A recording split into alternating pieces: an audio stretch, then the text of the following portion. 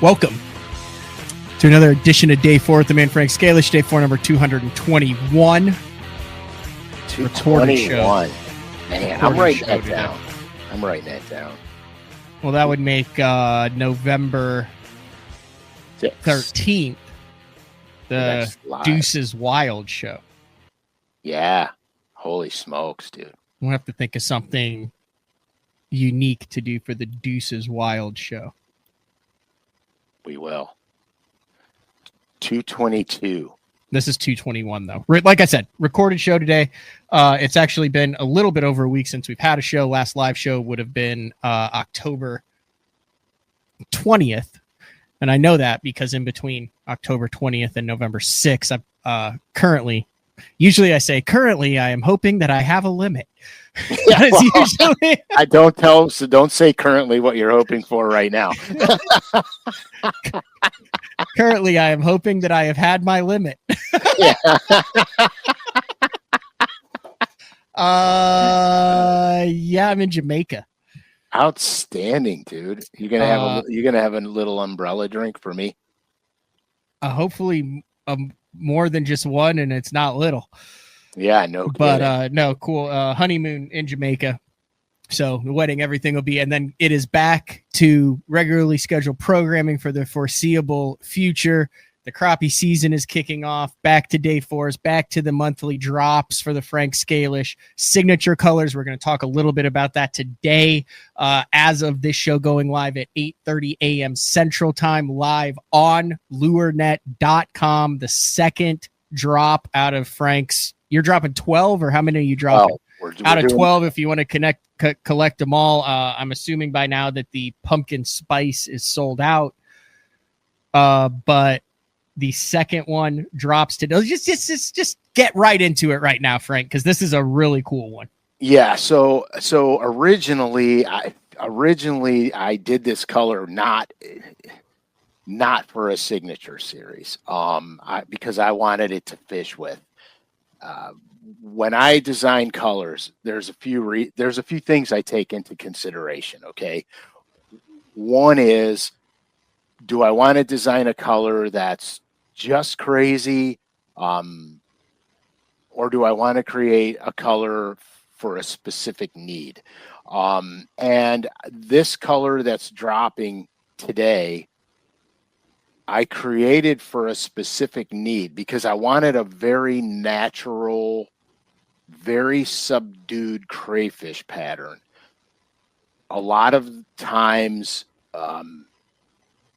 especially during the molt, crayfish become semi-translucent. They're lighter in tone. As their shell starts to harden, it gets darker. And as they age, then they get little bit of moss grows on their shell, their colors start to change, and then of course they molt again, and then it starts all over again. So I wanted this soft craw kind of appearance to it. So without any further ado, this is in the Norman Speed N. The color which is a bait you also designed. Yeah, I designed this bait, and to be honest with you, I've been catching a lot of fish on it. It was designed for cold water application in the spring. I annihilate them on it during the spring. But I had been fishing it also in the warm months, burning it over vegetation that doesn't grow to the surface, and fishing it on gradual slope rocky banks, and have been doing real well with it, which is why I wanted this color. So I designed this color I call soft craw, and it's very subtle. You'll see the subtle orangish tint to it on the side. You'll see the marbling on the back, which is actually, it's almost like a dirty, mossy green color. It's not really green, but it has a green hue to it. I wanted this crayfish to be as natural looking as I could possibly make it. And so that's why I came up with this color. I really, really love fishing this color, like after the spawn, during the spawn. I like fishing this color early in the fall before the lakes turn over. And then again, right after the lakes turn over and the bass go back to the bank. Mm-hmm. Even though they're more predicated on bait fish that time of year, you have a lot of crayfish movement that time of year, which I learned, believe it or not, from steelhead fishing. In November, I was shocked at the amount of crayfish I saw on the flat slate in the river system steelhead fishing. I thought it was abnormal, and then found out it was a normality that these crayfish do this movement late in the fall in numbers. And so that's why I designed this bait. I'm really happy to have this bait come out. Like I said, originally I wanted it in the line because I wanted this thing to be available all the time. And it's a signature series now. So I'll be very honest with you. When this breaks, I am buying a pile of them because I want this to fish with. But this is the signature series. It drops today. Soft craw, Norman speed end. I mean, this bait is so subtle. Yeah. Look at that. Capital BTL 25, 15% off regularly priced items at lurenet.com. Now, I want to go down a little bit of a wormhole here, Frank, unbeknownst to you. So it's always unbeknownst to me, Matt. Sometimes I let you in on it. All right. Sometimes So this is the Norman speed end here, and almost won the classic at Gunnersville a couple years ago. Really good cold water bait. I caught him actually right when it came out. You sent me a bunch, and I caught him really good at Cherokee in a Bassmaster Open on it. But I did notice we've talked about the Evus and the chartreuses and all that, but these are the three variations of craw. You have is that the chili bowl? Yeah, chili bowl. What's that one? That's like a brownish orange craw. Yep. And then that's what do I call that one? Click on the choose option. That's where I'm at. You can't see it. That's like one of the weird. Ghost pepper. Yeah, ghost pepper. All right, so I'm going to show you those three. Those are the ones. Now hold up your signature series limited edition, and I'll make 300. Is it 300? Yes. 600. 600. And when they're gone, they're gone. So I did notice, because you did show this on the 20th, the show, you flashed up a brief view of it, and it's got an orange or a greenish hue a little bit to that. Yes. And you didn't go into it, but one of the things that I thought was interesting that you mentioned was that you like to throw this a little bit either earlier or later, depending on when you're throwing it, but not when that water is ice cold, when it's frigid. You seem, based on what I've heard from the day fours, you like the chili bowls, the ghost peppers, the brighter oranges, the colder the water gets. But this is kind of the first craw that you've talked about that you like to throw always in the warmer water. Yeah. So back in the old days, they had a color out. Rebel Deep We Are. Back in the old days, they had a color out. It was, I don't know the name of it, but it was the number 035. It was brown and bone and orange. Very, very nothing to the color. It had a brown back. It had a brown coach dog pattern on the sides, and it had an orange belly. I caught so many bass on that bait, and it kind of became, I kind of got out of the way. All these new cool colors came into play. That kind of went to the wayside. Now I have 6 of them, originals that I have. 3 I fish with, 3 I don't touch. But I needed a color that was so natural looking that I could throw it as the water temperature starts to gravitate away from the reds and the hot orange colors, which is usually right around that 58 to 60 degree mark. That's when I start to go to the natural stuff into my bait fish patterns. And so I wanted a color for that. I also wanted a color for that, like fishing in the Ohio River, some of your river systems like Mississippi, where they feed on crayfish year round.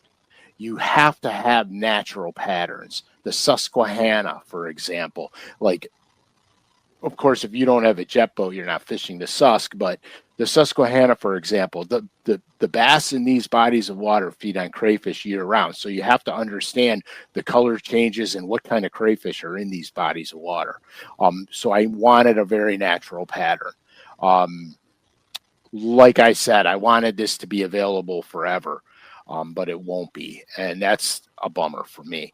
But, you know, it's interesting, though, that you said that you kind of use it as a transition color. 100%.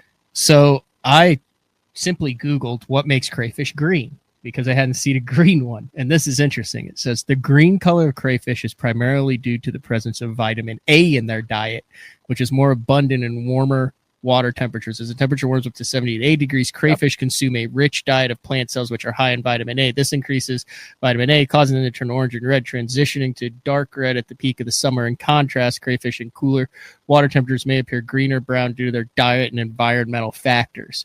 So literally, that is like a like you mentioned, you use the term molting, use the term changing, use the term that transition. That is the perfect transition color of crawfish that I don't think is utilized very often. It's not, but I'm going to tell you something that is totally not related to a crankbait that I realized years and years ago. And I found out about it by accident in my aquarium. So what I found out was crayfish will eat certain vegetation and certain bugs and stuff that go on the vegetation. In my aquarium, I had wild discus, and so I needed live plants in it. And so I had the live plants in it. I had small crayfish in it, and all the time I would see the crayfish up underneath the vegetation, eating on the vegetation. When I would go punching, okay, I realized that a lot of times when you punch through the mat, before I let the bait go all the way to the bottom, I hold it up underneath the mat, and a lot of my bites come as the soft plastic is underneath the mat, touching the top of the mat. That's because the bass are eating the crayfish, feeding upside down on that vegetation. That's why when I'm flipping like Bama Magic Cross Swirl, green pumpkin blue. When I'm punching, that's why I'm using those colors a lot, because those crayfish have a greenish brown hue to them, and that's why I did this color. Now you'll see it. It's not really green, like it's not grass green, but if you could see, you see how I would call it a transitional green. Yeah, so you could see it right in here on the marbling. It's a green pumpkin, olive-ish. It's not, like I said, it's not green. Right. And so that's why I designed this thing. But but it's 100% accurate. As they feed on different things, they take on slightly different colors. Here's another article. It says, in general, crawfish are green pumpkin in the spring, then gradually turn to orange and red as the water temperatures warm up. Then the fall, they become dark brown, transitioning to green, and then a darker, blacker color in the dead of winter. Yeah, which is wild. Deep, dark red. Like we have a crayfish here, it's black and blue. It's literally black and blue. And I was testing lures. There's a pond close to me, and when I was making the speed end, I was out testing them to make sure I get them to run right. And I also did a bait for myself where I modified a Cordell Big O. I wanted to see if I could change the bill design on it and get it to do something different. So I went out there to check it out, and my first cast with it, I caught a 2.5-pound largemouth. Unbeknownst to me, it's a city lake, and I didn't think that it had anything worthwhile in it. So I caught the fish, I let it go, tuned up the baits, got them running right, and I was walking around the lake, and I saw a crayfish that was black and blue, and it was blue. like, I mean, vibrant. Sapphire blue. Yeah, like sapphire blue.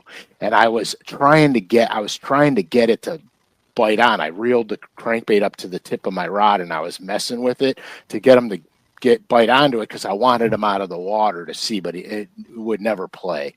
It just, scurried away. And so paying attention to what you see in the water makes a big deal, because when you design baits and colors, whether it's a hard bait or a soft plastic bait, if you want to mimic what you're seeing, you have to see it in the water, but you have to see it out of the water as well. And so I was trying to get this thing out so I could get pictures of it so I could copy it exactly. Mm-hmm. A lot of the crayfish patterns that I make, I go catch them. There's a couple small rivers by my house. I'll go catch them, like the common craw, the rusty crayfish. I go catch them. The ones that I did in red that mimic the Louisiana crayfish, which is red and black or red and super dark brown, almost a squid ink type sepia color. Those I had to deal with from photographs because I don't have that available to me. But the soft craw it's kind of a meld between two different crayfish: the common crayfish, which is found everywhere, that's why it's called the common craw, and the rusty craw. And these look completely different when they molt, and so that's pretty much why I did that color. Do you think those fish are more likely to eat them when they're molting? 100%. Smallmouth, because it's easier to digest. I don't know if they give off a different odor or something, but when I was a kid, we used to fish Lake Erie all the time with my grandfather. And he used to make us go out and catch soft craws. That's what he called them, soft craws. And real quick, let me make sure I got this right. So when I was up in Minnesota this year, we caught crayfish at night, and you'd grab 10 of them, and they would be like crayfish. And then there'd be one, and you'd pick it up, and it would feel like a sponge. It wouldn't have a hard exoskeleton on it. Everything on it was rubbery and soft, but it was still alive, and it looked just like another crayfish. But you were like, holy cow, this thing it did not have a hard exoskeleton on it. That Correct. Is a molting crayfish. Correct. It just molted. Back to your story. I just wanted to make sure that's what I was doing. Yeah. So he would make us snorkel around his cabin and catch as many soft craws as we could, and then we would go out and we would smallmouth fish with them. And the way the smallmouth ate the soft craws compared to the hard-shelled ones was unbelievable. How would they even know that?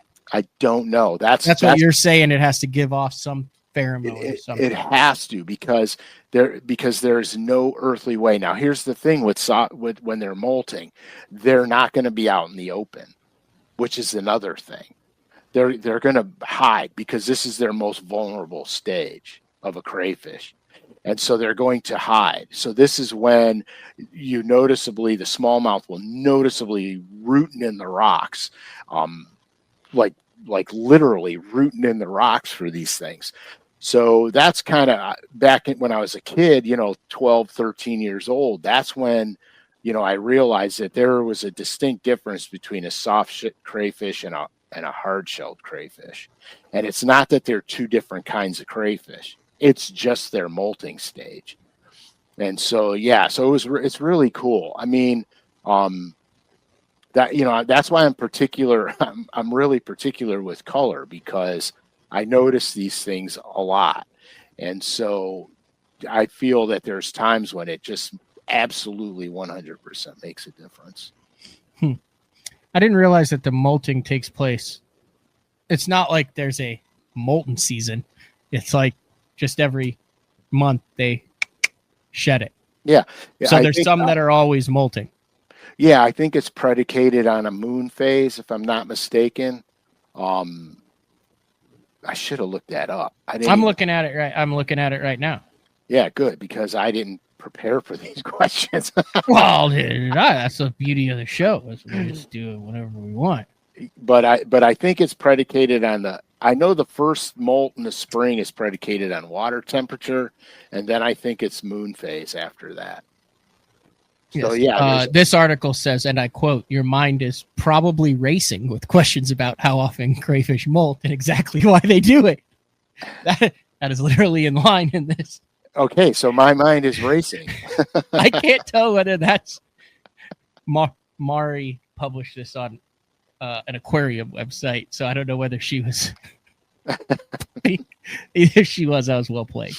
On average, it takes a young crayfish 11 times to molt in order to become mature. However, this number decreased 4 or 5 times by each time. Additionally, molting varies among species and can last anywhere from 15 to 25 days at a time. Under good conditions, crayfish usually molt every 15 to 25 days. Perfect. On larger ones, 30 to 40 days. Smaller ones, 7 to 10 days. And it usually takes crayfish 24 to 48 hours to molt completely, even though the process requires only 1 or 2 minutes to get rid of their old hard shell. Perfect. As they will molt throughout their lives. Interesting. It's almost like losing teeth. Yeah, it is. So they basically, like you see a snake shed its skin or anything, that's what the crayfish do. Yeah, so that's kind of the whole theory behind that. I like it.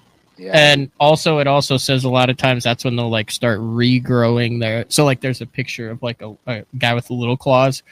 I feel like they lose their claws and regrow them and stuff a lot during molting. Well, I think if I'm not mistaken, if a crayfish loses a claw, I think it can regenerate a new one. Yes, it can, but it starts to regenerate it after that molt.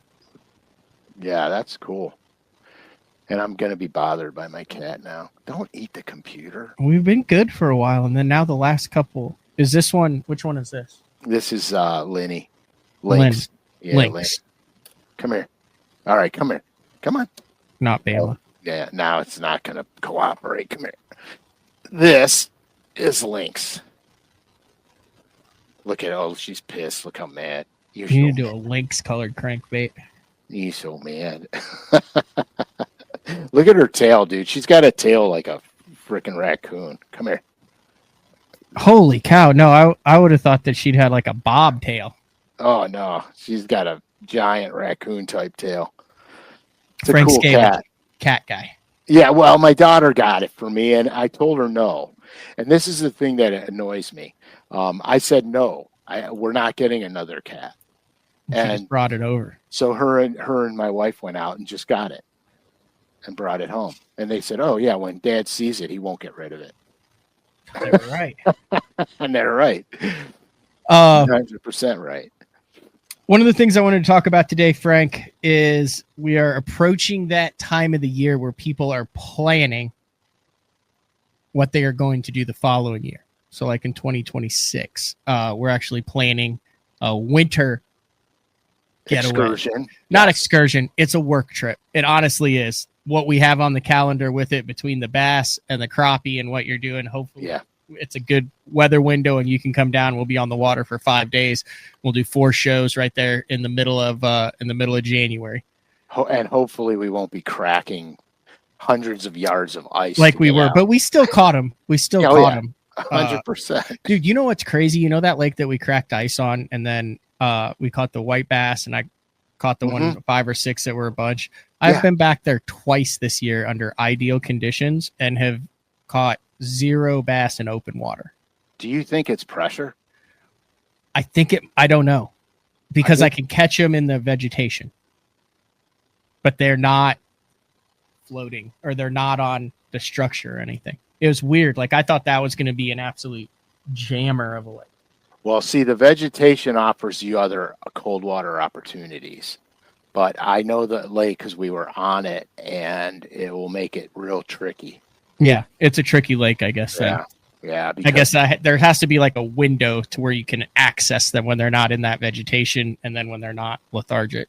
Well, the vegetation is good if it doesn't die back fast. I think the problem happened when I came down last time was it froze and that vegetation died, dude. Okay, so I saw this.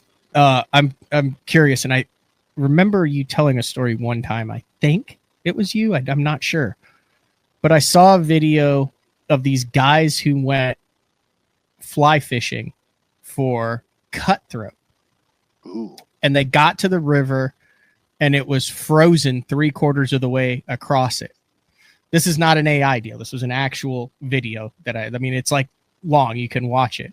And as they're bringing their flies back, you know, they're getting it across. One of them drags it across the ice and it's really thin. And a cutthroat comes through the freaking ice and eats the damn thing. Are you serious? And it turned like they had like 8 or 9 eats on camera of them dragging their fly across this thin layer of slush ice and the fish breaking. Like, it's not like it's like an inch thick and they're torpedoing it. It's like, but it's frozen. And those fish are coming through the ice and eating the fly on top of the ice. That's crazy. So like the coolest, one of the coolest things I ever did, not that we're turning this into a trout show, Trout Talk Live, TTL. Not that we're turning this into a trout show, but I was steelhead fishing in late January, and the same thing. There was so much ice everywhere and thick ice, and there was a set of rapids, and the ice wasn't formed around the rapids. It was on the outskirts where the current seam was, and you had the slow water meet the fast water. That's where the ice shelf was. And I had looked underneath there because I can partially see under the ice, and I see some steelhead sitting there right up underneath the ice, like right up against it. But this ice was like 3 inches thick.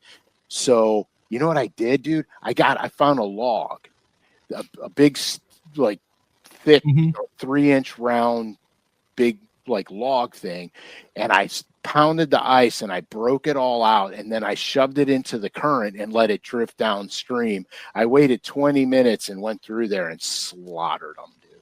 So you don't think they were there for the ice? You think they're there for a current break? Yeah, I think they were in the current seam, and the ice just offered them overhead protection. But I started to say that I didn't think we caught them because they were too lethargic because we were breaking ice, but then I kind of wanted to change my tune and say I don't think bass get too lethargic to bite, especially after what we've seen with forward-facing sonar. No, I don't either. I the one thing I noticed, because I do a lot of wintertime fishing, the bass will not jump in the winter. They will not jump. You think that's just an energy? It requires so much energy to jump that they just innately know that they can't expel that kind of energy. Yeah. It's a very distinct possibility. I don't know why, other than we freeze, and I wonder if probably a dumb assumption on my part. If they know they'll hit their head on the ice. Yeah, pretty much. I mean, I don't understand it, but they will not jump. Like, they will not jump. And it's really fun to catch them then, because especially when you're jerkbait fishing, because you know they're not going to jump. You don't have to play around. You could just let them fight out the jerkbait, and they'll come up and they might roll a little bit, but they're not, doing what they do in the summer. I think part of it might be because of they're cold-blooded and they just don't expel the energy, like you said. And I think part of it is up north, they know if they jump when it's cold, they won't get out of the water. You know what the deep dive needs? An ice app. Is the lake you're headed to frozen? Oh my God, dude. That's what Google Earth is for. If you can get live. Yeah. Get live. Oh my gosh, dude. That's a great addition to that app. It would be a very good addition. How much of the lake? I mean, I know that changes on a daily basis, and it's a pain in the butt on how they do it and what they do to be able to stay updated. But yeah, they'd have to get like satellite permission. It would be interesting if they could figure out, if you could just look and see, oh, the lake's not frozen, but the ramp is, or the ramp is, but the lake isn't. Yeah, I felt bad breaking the ice in your boat, to be honest with you. Why? Because I knew it was going to sound horrific. Oh, no, I was all for it. Like, that's one of those things. I feel like, and this will kind of lead into what I was talking about, taking fishing trips. I feel like when you take fishing trips with other people, I think we all have that where the guy goes, I got it, and you don't worry about it. Whether it's something with your car, whether it's a home improvement, whether it's yard, whatever it is, we all have that buddy who knows what he's doing, and you don't, and this is a learning opportunity for you. And that's kind of how I was with the breaking the ice with you. Like, I knew that you weren't going to be like, oh, that didn't go like I'd seen it. Sorry about your trailer, which is now toasted anyway because of the Mexico deal. But yeah, it's true. It was very educational, the way you go in and out and in and out, and then lower the unit, you lower the motor and run the motor, and how you did it all. Like, it was definitely, you could tell you'd done that way too many times, and you clearly need to move south. Yeah, oh, dude, trust me. I'll be honest with you. I got sick and tired of replacing trailer lights because I break them on the ice all the time. And then when I got my aluminum boat, what I did was I put quick disconnect plugs on my lights and wing nuts on the actual light itself. So I would undo the wing nut, unplug it, take the lights off, and ram that thing right down there. But you can't do that with a bass boat. You have to do it completely differently. Otherwise, you're spending hundreds of dollars every time you put the boat in the water, which is a waste. Yeah. But when was the last time that you planned a fishing vacation? Dude, that's what I want to talk about in the second half of the show. So I'm going to be really honest with you. That was the last time I came down to see you. That was a work trip. I'm talking a fishing vacation where here's where, so we both work full time in the industry, Frank, but all my buddies and stuff don't, and they all do trips. I do the Mexico thing. Right. Anything fishing is kind of work, but I'm talking about, I did that thing with Matt Steffen where we went, but we were doing the master angler thing, but it borderline it. I'm talking about like when I was a kid, my dad would plan a fishing vacation to Canada. Right. And all my buddies around here plan fishing trips. Like, hey, we're going to Lake Fork for 5 days. We're going up north for a week. The last one I planned would have been like a fishing vacation, would have been Alaska like 5-6 years ago, which doesn't count. But I was just curious on when the last time you planned were like when you go out to Norman, is that not a fishing vacation? Yeah, that would be a fishing vacation for sure. The crazy thing is, okay, so the first thing I do is I go, okay, what species are we targeting? Mm-hmm. What's the most prevalent species? Like you could go to Norman and you could fish for largemouth, you could fish for spotted bass. You're not targeting smallmouth there, but you could fish for largemouth or spotted bass. And so that's part of it because you have to know how to gear for it. Okay. And then I go and I look at if I've been to the lake before. Now, clearly I've been to Norman a million times.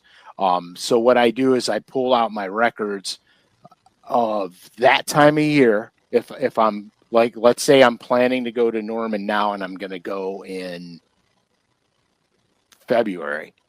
I'll go through and I'll look at everything I've done from January through February on Norman and see what was going on. Was it A-rigs? Was it jerk baits? Was it shaky heads? Was it drop shots? What was the main thing going on? What was the weather like then? Because I remember one time Frankie and I went down there, and by all practical purposes, it should have been a slam fest. And we went down there to high winds and snow for a week. And the fishing was brutal at best. We caught them, and we caught them doing nothing like I normally catch them.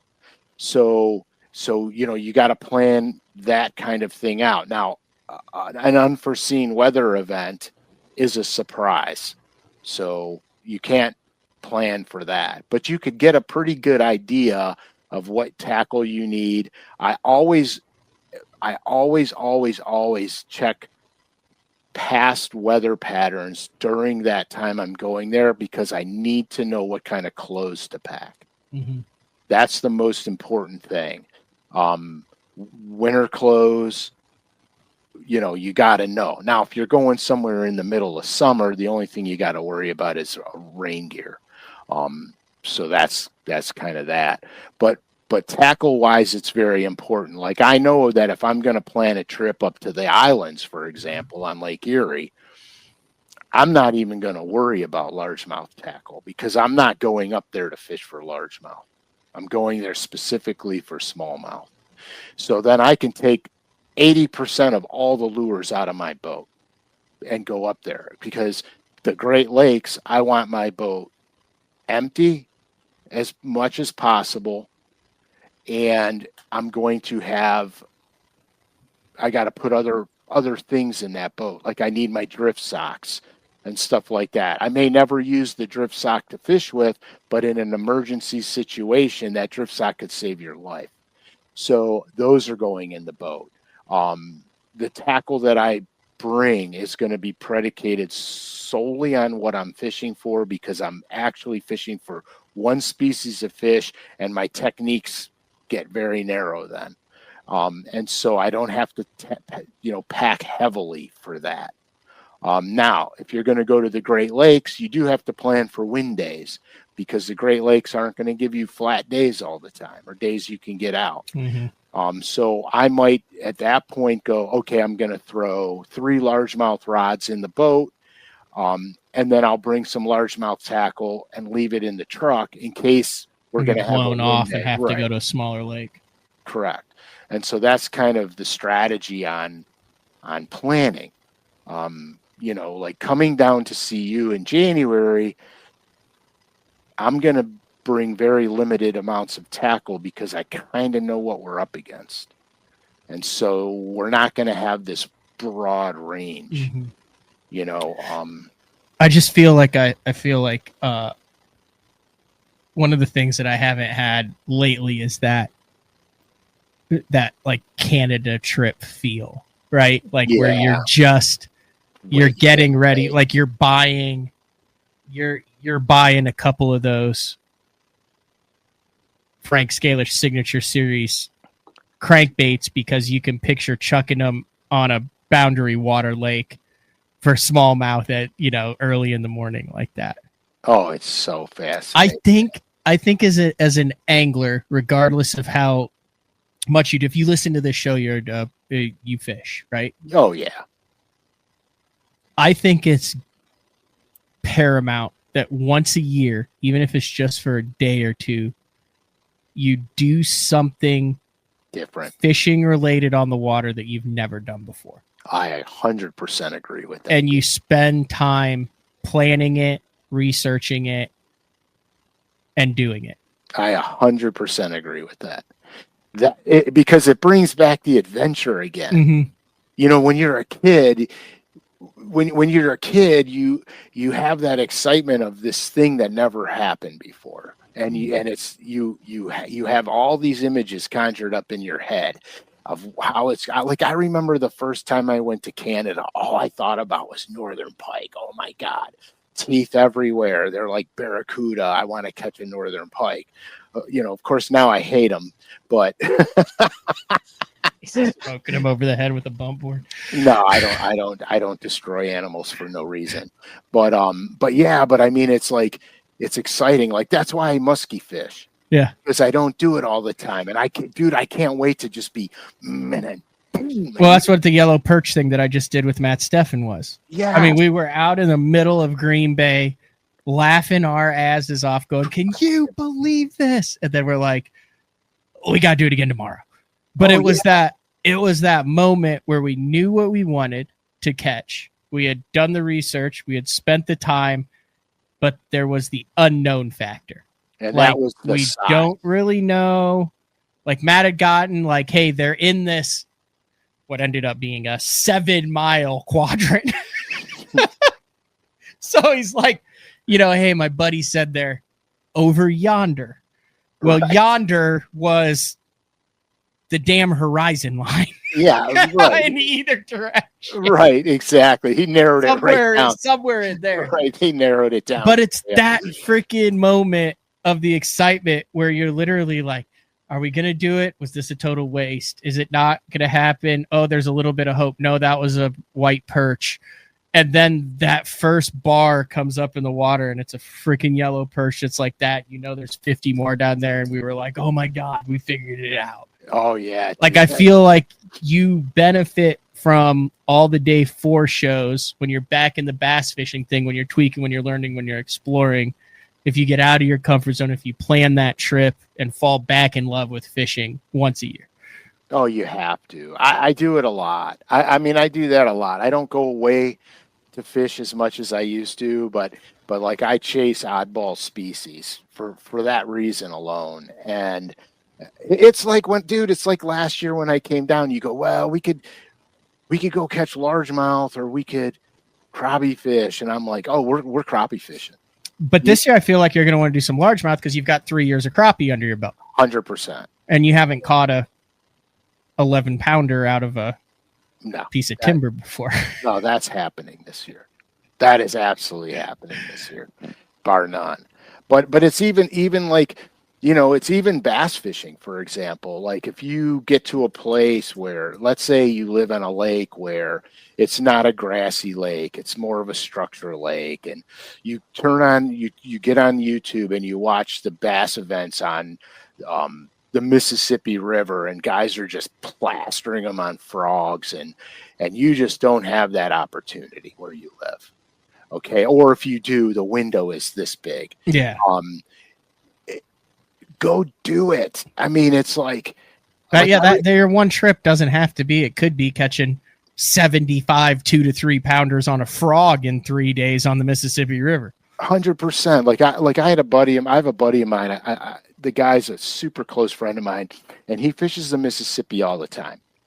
And when I was fishing Bassmasters, I was in between events, traveling from one to another, and I had to go up to his neck of the woods. And he's like, dude, the frog bite is on up here. Can you fish for 2 or 3 days? I'm like, yeah, I can. I'll meet you up there. And we went up there, and I'll be honest with you, I've caught bass on frogs before, but I've never had a frog day. And when I say a frog day, I mean you got one rod in your hand, it ain't never coming out, and you're gonna wreck them. And I went up there, and I had a bruise on my rib cage the size of a softball because I'd put the rod here and and we were catching so many 3 to 4 pounds largemouth. It was ludicrous. And it was a blast. Well, that's what Jeffries did when he went on vacation up to Maine with Carolyn. He said about that. One of the dudes who listens to the show from Maine, him and his kid took him out, and he blistered him on frog in the lily pads. He didn't catch a personal best. It wasn't the most he'd ever caught in a day. It wasn't the biggest he'd ever caught in a day. But when it came down to it, he said it was one of the best days he's ever had on the water. Yeah, 100%. Because it's something, if you don't have the opportunity to experience a certain bite where you live, to chase the bite is fabulous. You know what I mean? It's fabulous. So yeah, I'm all in for that stuff. And here's the other thing. It doesn't have to be an exotic lodge. It doesn't have to be tens of thousands of dollars. I promise, regardless of where you are listening to this, there is an opportunity to catch species that you have not targeted that there's a cool way to catch. I mean, it could be like a red-nosed horsesucker or whatever it is, but there's some way to catch them on a river near you or something like that. Right. Like there's cool little things that are right under your nose. Oh yeah, without it. Like my next foray is bluegill in Oklahoma. Oh, sweet. That's the next frontier, that I have not tapped. I love bluegill fishing. I love red ear fishing. I mean, I grew up doing it in the ponds. Even when I was in college, I would find the subdivision ponds that had red ear stocked in them and wait till they'd spawn and sneak around until I had some bad snake encounters, and I was done with that. And then occasionally, like how many times have you been going around the docks and you'll see like nice fat bluegill suspended underneath the docks in the summertime, and it crosses your mind, man, I should come back and, throw a micro jig or some crawlers or something like that would be fun. Then you never do it and you never come back and do it. Like my next thing is I want to figure out how to catch bluegill in Oklahoma, and that just as much doesn't require anything additional. No, gosh, no. Dude, Troy and I went down, we fished a tournament on Kentucky Lake when we were kids. I say we were kids, but we were adults, but young adults, like 18 years old, 19 years old. We went down there and we were fishing an event, and we got there kind of late, and I think we stayed at Buchanan Resort, and we went down to the dock. As soon as we got there, we were like nut jobs. Got to go to the water. It's pitch black out. We got to go see the docks. And we get there, throw our stuff in the cabin, and we run right down to the docks. And some of the docks had lights on them. And we're looking there, and there's these giant gars underneath the lights. And I go, dude, we got to catch them. We ran back to the boat, grabbed a couple rods apiece, and we freaking gar fished until like 3 a.m. And literally, we like gar fished all night long, slept for an hour and a half, and then went bass fishing the next. Oh, that's epic. Yeah, dude, I did that on Sam Rayburn. I'm out over 100 foot of water, and you realize that all these giant balls suspended in the tops of this timber are alligator gar. Oh, and I'm like, I'm practicing for an open that I finished 100th in that ended up being one day. But by God, I hooked the 3 biggest gar that I've ever hooked in my life, and I knew they were gar when I did it. But like, I don't know, I'm just a freak for that stuff where you're like, oh my God, these gar will eat a minnow. Oh, and yeah, you like dude. put it in it, and you watch them, and then you hook them, and the thing is 6.5 foot long, tail walking in 50-degree water, and you're like, oh my gosh. Yeah, it's unbelievable. It's absolutely unbelievable, man. I was on Murray fishing an elite event on Lake Murray. Mm-hmm. And this was actually during the event. And the fish came up busting by me. And I'm throwing a super spook. And I launch it out there. And I'm, boom, big fish, boom. I lean in on them. It comes off. Giant stripers. It comes off. I fire back out there. Boom, boom. I get another one. It comes off. About my third cast, I looked at the bait. I had no hooks on it. It ripped them off with the first fish ripped off the hook. So I dive down in the bottom of the boat. I put new split rings on, put new hooks on, jump back up there. Bam, bam. I start wailing on these things. Alton Jones sees me. He comes over to me and he's like, hey, Frank. I'm like, dude, this is a ball. He goes, those don't count. I'm like, yeah, but I can't leave them. I can't leave them. You know what I mean? I gotta catch them. So yeah, it's gosh, that's what they're doing that with the flatheads out there too. The guys have figured out that they can put baits, like real heavy drop shots and stuff, like 30 foot down on logs that have flatheads on them. And scope the flatheads where they're watching those big giant freak shows out in the forests and timber fields, and they're dropping the freaking, big gizzards and stuff on them, and watching those flatheads just, and then just, and it just. Oh my God, dude! I think that's going to be an adventure. Yeah, like I almost like I've seen. I can't remember who it is. They're doing it at Rayburn. I have not just booked a guide trip ever in my life. Yeah. I would book a guide trip for that. Yeah. And what Kyle Austin's doing out there at Santee with those big giant blues and channels and stuff like that. Like you're in a covered deal, you go out and you're just fighting 30-pound catfish all day. Yeah. How is that not fun?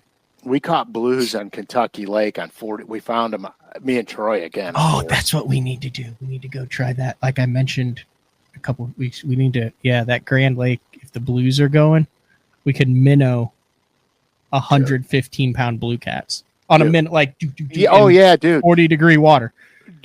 I found them on 2D sonar. Me and Troy, of course. Everything's me and Troy. So I found them on 2D sonar on this 45. This Troy who did that picture. Yes, and that picture, of course, that same Troy, that same one, and what a guy. And so we got them on these 45-degree banks, and I found them on 2D sonar, and they were deep enough where you could literally get on top of them and drop straight down on them. And we were dropping jigs down on them and smoking these giant blue cats. And here again, we're like a slab spoon, like a Hopkins spoon. No, like a jig. Like a jig or a jigging spoon? No, like a jig. Oh, okay. like a jig, drop a jig Yeah. down on them I thought you were, and catch them. We've caught them on spoons too. Yeah, But they eat a spoon out they on grain crush a big spoon, time. dude. And it was so much fun. I mean, it was so much fun. And you know, I mean, sometimes I think we get carried away with the competition and we get carried away with the trophy. I was out with Jody White up in New York, and we spent a day on Lake George, which is insane. And I probably spent 3.5 hours trying to get a damn lake trout to eat a minnow. Oh yeah, dude. Like, he was like, hey, you want to see something cool? And I'm like, yeah. He's like, well, they're 80 foot down, 70, 60 foot. And you get it down there and you've got these freaking things going all over and you're shaking your minnow and you're trying to get him to bite it and you get one and not. And I'm like, yeah, I'm in on this till I catch one. I never ended up catching one, but yeah, I haven't caught a laker yet either. But in my defense, I've never fished for one. But I have a lake that's you've never caught a lake trout, like never on the Great Lakes or anything like that? No, I've never fished for them. Really? But I have a place that I can scope them. And I have a buddy of mine who I talked to, and I said, you need to look in this area of the lake. And he went there and did some research and investigation. And he called me and he said, dude, lake trout use standing timber. Really? Yeah. And he was smashing them on a 3-inch and a 4-inch Yums forward-facing sonar minnow. And I'm like, I am all in. I am all in on that. And he mashed them, and they were only 20 to 30 feet down.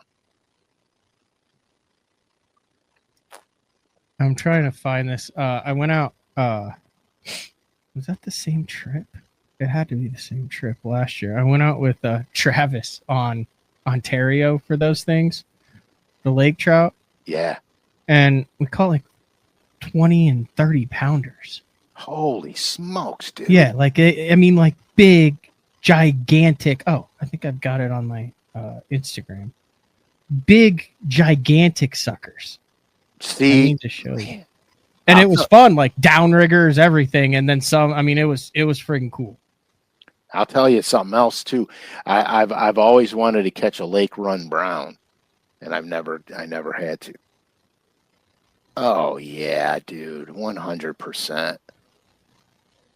Oh my gosh, very cool. Yeah. So let me ask you this: did you eat them? Travis kept them. Yeah, because I was just curious if you smoked them or. I would have, but I was. I mean, Traveling. I didn't really have any way to at the time. Yeah, so I wanted to go out. Remember those big hybrids I was on a month ago? Yeah. I wanted to go out and catch 2 of them and bring them home, and I wanted to do one on the half shell, and then I wanted to smoke one and see. But I never got back out to do it, which is a bummer. Yeah, my buddy Darren, who was there too, who we weren't really expecting to do this either, right? Like, he was just like, hey, you want to... He was trying to catch the salmon. Like, look at this one that my buddy Darren caught. Like I said, like, talk about, like, we didn't even go up there to try it. New species. Oh, yeah, man. I mean, that thing was a monster. They're so cool, dude. They're pretty interesting. So let me ask you a dumb question. So did you let any of them go? Yeah, the ones that looked like they would survive, we let go. So they won't. So you're yanking them up from that deep. They're not going to survive. Yeah, there were some that we were catching shallower to where they were like coming up and hitting a bait. Yeah. And then the ones that were like down, like they were kind of spiraling by the time we brought them in. Yeah. So that was my curiosity on lake trout, was if they're. Yeah, I think it is totally dependent on. Yeah, catch them or not. Yeah, I'm like curious because I don't want to go out to have fun and catch 30 of them and kill them all. But no, I'd be interested in smoking 1 or 2 though. Like, I've heard that could be like, a lake trout dip.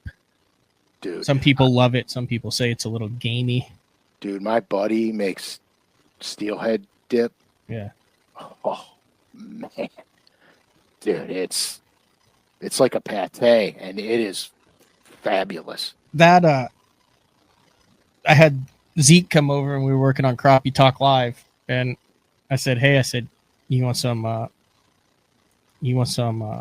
Green Bay yellow perch?" Oh yeah, dude. He's like, "Yeah," and oh my gosh, we will have some when you're here. Oh, and I'll have the salmon. My buddy Owen's coming down. I'll have it now because for the wedding. Perfect. He's bringing down a box that we caught of reds. Nice, dude. So all right. What? So what's on your bucket list fish wise? On my bucket list? Yeah, like I don't need 100 of them. Like Wells catfish. Topwater Wells catfish. You got to use a pigeon, dude. They eat pigeons. They eat big giant whopper ploppers too. Did you ever see them eat a pigeon? I've not, but I've seen them eat whopper ploppers. Okay, so go online and look up, and I don't know if it's in England or not. Just look up Wells catfish eating birds or eating pigeons. This is a great. If it's the video that I saw, you'll laugh your ass off, dude. These cats literally lay in wait, and the pigeon goes down to get a drink of water, and they literally suck them off the bank. It's fantastic. Yeah, that's got to be the same thing. Yeah, it's that. Watch this thing just will suck it right off the bank. See ya. Whoa. Yeah. So I need that in my life. Yeah.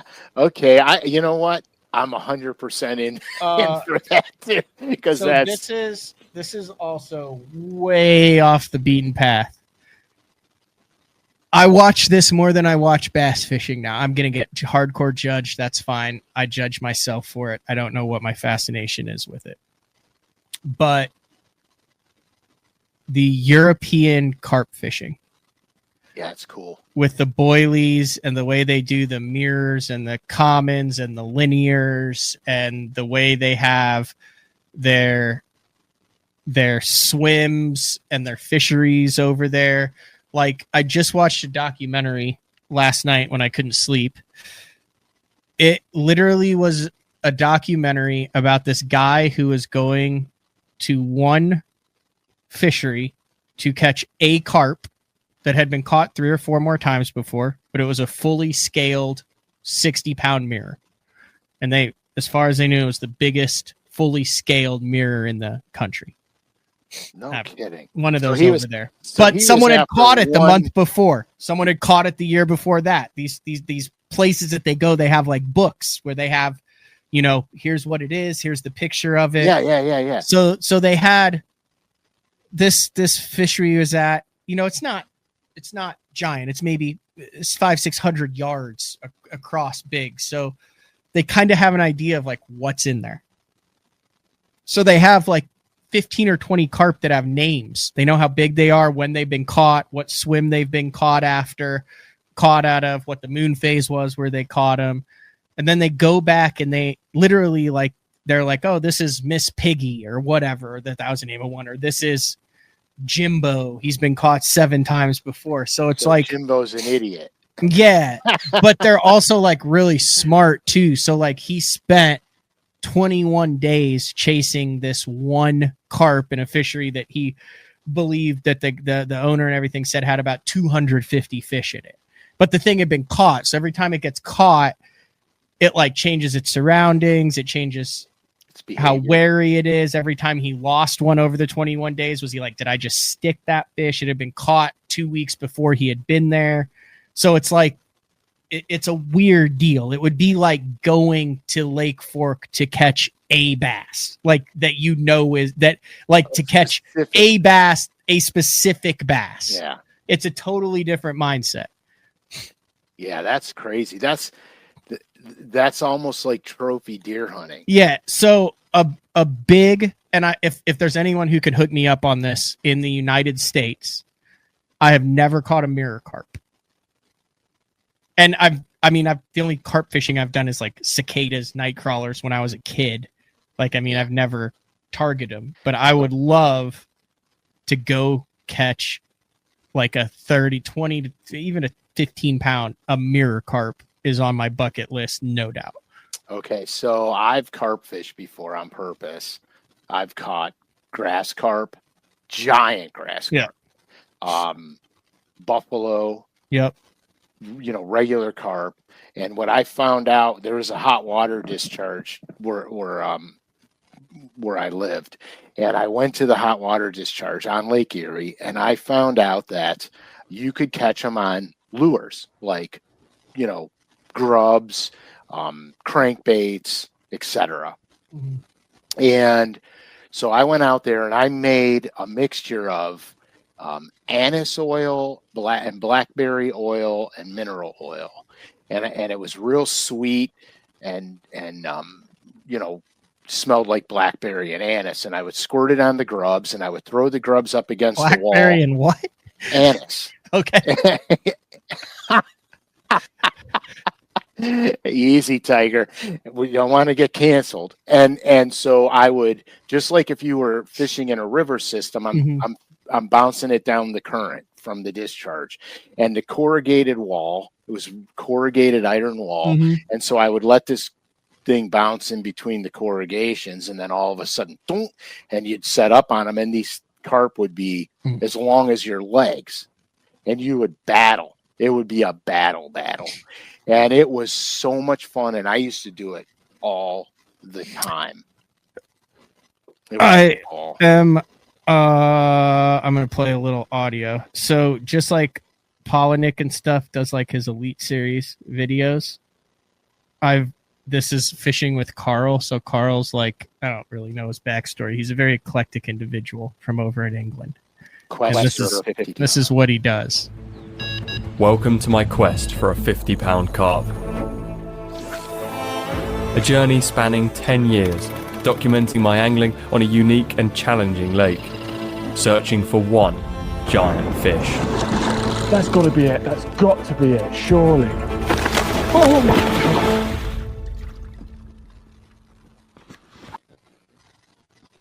I mean, yeah.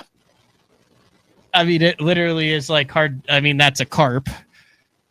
So it's hard to, but I mean, it's really, really unique. Like that was, there's like a whole 10-year backstory around one fish. Like he caught one fish 10 years ago.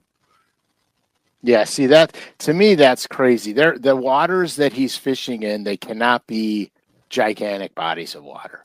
No, they're not at all. They can't be, because I mean, I can get one. Well, I don't know if it'd be truly 50. I know I've caught 30 pounders out of there, but there's a place that I can go and we could consistently catch between 15 and 30 pounders. And that's a 30-pound carp is huge. But I don't know like how to do like the boilies and the rigs and all that. So I've been watching a lot of like the underwater stuff and how they set up, because it all has to be. And it's a little different because a lot of these are like fish. These aren't like wild. I mean, they are wild, but they're used to swims and spreads. Yeah, they're so heavily fished. But I mean, they've got, he comes to the U.S. and he's done it. I mean, there's a carping society like in the United States and things like that. But on my bucket list, definitely a mirror carp. I mean, you've seen what a mirror looks like, right? Oh yeah, I know exactly. Yeah. Have you ever caught one? No. I would love to just catch. But here, show the audience that are watching. I would love to catch like a freak show mirror carp. Yeah, the weird thing is like their patterns are all different, like fingerprints, right? Mm-hmm. Because of their scale loss and everything. Yeah, they're all different. Let me see. Here, I'll show you this one. Hold on, I gotta wait for the ad to get done. Yeah. Okay, here we go. Let's see if we can get to one, because you have to see it like in person.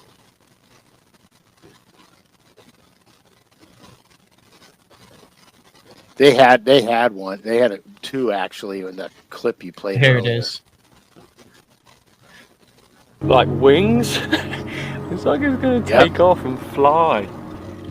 Now, I know I'm not a wise old man just yet, Also, But like the way I think they the talk. older I am getting, the more I'm realizing how important it is to slow down every once.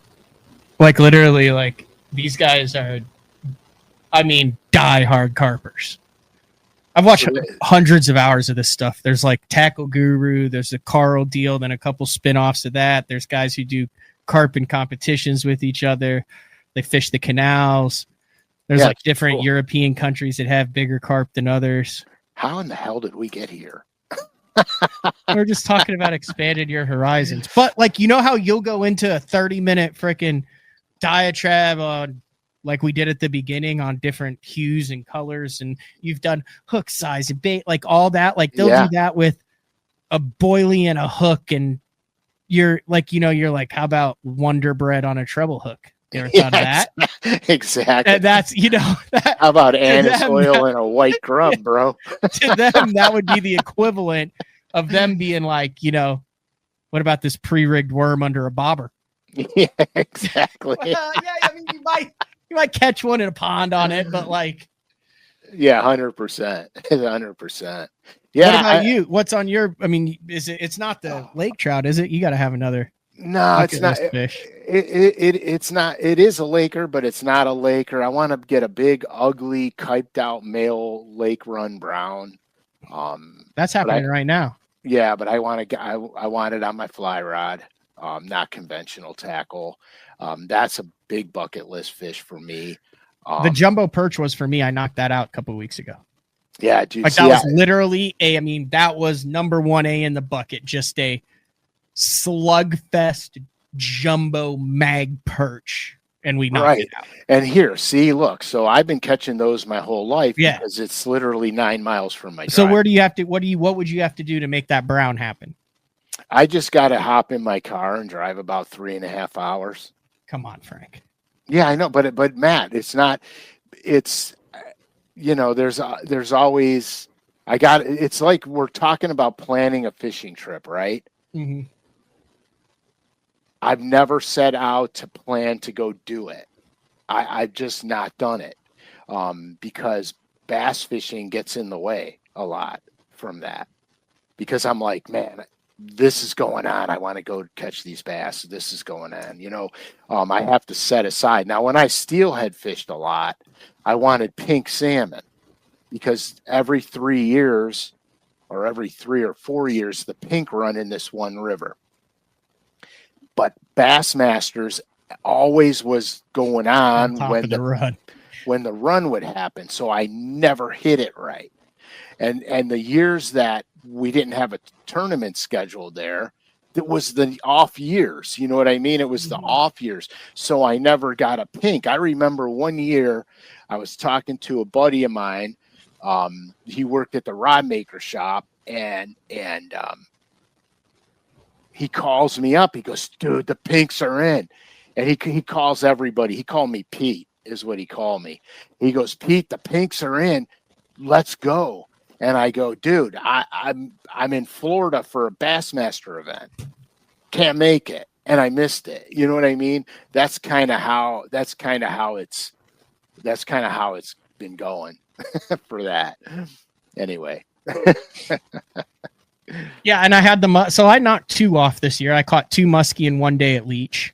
All right. Leech Lake spotted muskies over 40 inches long. I mean, genuine, legit, big muskie. Didn't know what the rule was on whether you could take them out, whether you couldn't. I have weird pictures with them because I wanted to make sure. I know the muskie guys are nuts about it, so I was very respectful of how I held, landed, did all that crap.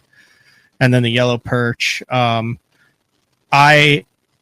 I really would like to do a giant walleye trip. I've done it. I've targeted them. I have not ever gone out with just the intent of catching just freak show giant walleye. Come here in the winter. I know. They catch them off the shore, dude. Really? Yeah, throwing like perfect 10s, jerking them off the shoreline in the winter. Oh, that's sick. I'm big slobs. Big slobs, like 10 to 14 pounders. Yeah. Yeah. I don't know. What else is on your list? Oh boy. I'll keep it to freshwater. Yeah. I definitely want a giant flathead, but I mean a giant because I catch flatheads bass fishing all the time. I want a giant. You want to like set up on a river on a snag with a chunk of buffalo. I want a giant flathead. Abu Garcia reel like that goes like that. And I mean, it's just, yeah. And then of course alligator gar, a big alligator gar. I've caught alligator gar before. Like we might be able to make that happen while you're here. Let's figure it out. Let's see. It doesn't have to be a thing. We got other quests. Yeah.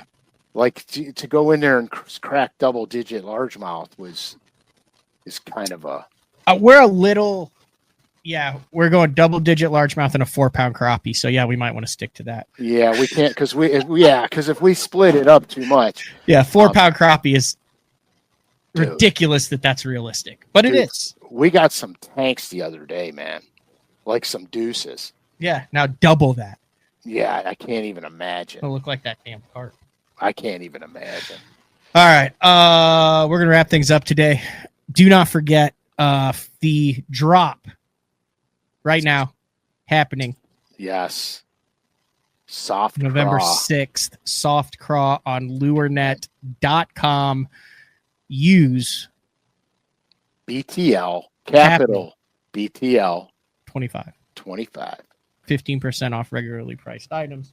Which you know what? This is gonna blow. Is it a regular or regularly?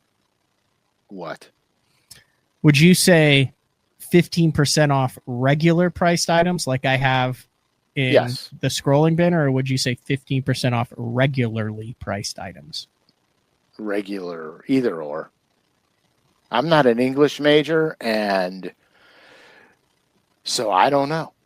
I would say regular or regularly. I would go either way. I'm not going to worry about it. They know what they got to do.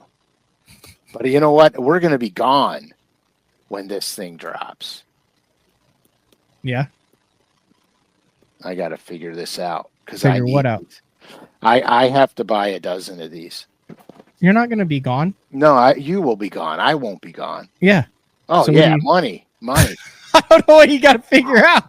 I don't have to figure nothing out now. I'll tell you what. I was on the water when I was on the water in a torrential downpour when the Hall of Fame lures dropped.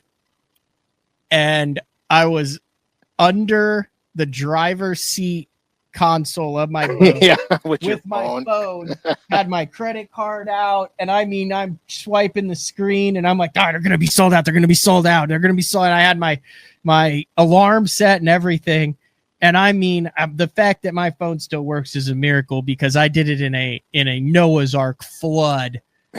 Ordered them to make sure that I got the Clun and the Roland Martin Peacock Bass. Yeah, that was cool. That was cool, actually, when Clun signed that thing. And thanks for waiting for me to get to you guys, too, by the way. Because you could have had him sign it before I even got to you, because by the time I got to you, it had been 20-some minutes after. You said I'm going to get Rick to sign it. Yeah, well, no, I needed to get the picture for that. I noticed we have a soundboard. I didn't even know we had a soundboard. See, there's too much fun that's going to start happening. No, I've never been a fan of this. I've never been a fan of the soundboard. Although when you're telling a story and it starts getting good, I think I could start throwing that in. Like talk about that fish that you got caught in the brush pile on Eufaula when the water came up and you couldn't see it. When you were flipping that. It was actually, so the brush pile was underwater, and the only thing sticking out was one little twig, and I pitched in there, and when the thing went down, the fish got it, boom, and I set the hook.